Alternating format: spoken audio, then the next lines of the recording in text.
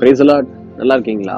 இன்னைக்கு கூட பாருங்க, பிரசங்கி 8ஆம் அதிகாரத்துல 12ஆம் வசனம் 3வது வரி இப்படியாய் சொல்லுகிறது, அவருக்கு முன்பாக பயந்திருப்பவர்களே நன்றாய் இருப்பார்கள் என்று அறிந்திருக்கிறேன்.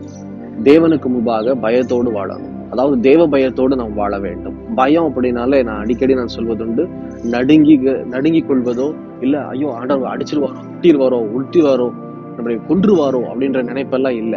கர்த்தருடைய வார்த்தையை முதலாவது கேட்டு அந்த வசனத்தின்படி வாழ உடனே அர்ப்பணிக்கணும். இன்ஸ்டன்ட் ஒபீடியன்ஸ் நமக்குள்ள இருக்குதா? அதுதான் தேவ பயம். உடனே கீழ்ப்படியணும், தாமதம் இல்லாம கீழ்ப்படியணும். நல்லா தெரிஞ்சுக்குங்க, வசனத்தை நம்ம கேட்டுட்டு தாமதித்தோம் அப்படின்னா இந்த பிசாசு என்ன செய்வோம் தெரியுமா? அந்த வசனத்தை நம்முடைய இருதயத்துல இருந்து சீக்கிரம் எடுத்து தூக்கி போட்டுருவோம். அதுல நமக்கு ஆசீர்வாதம் இல்லை.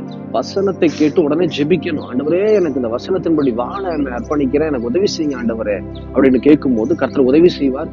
உடனுக்குடனே கீழ்ப்படிந்து வசனத்தின்படி வாழும் போது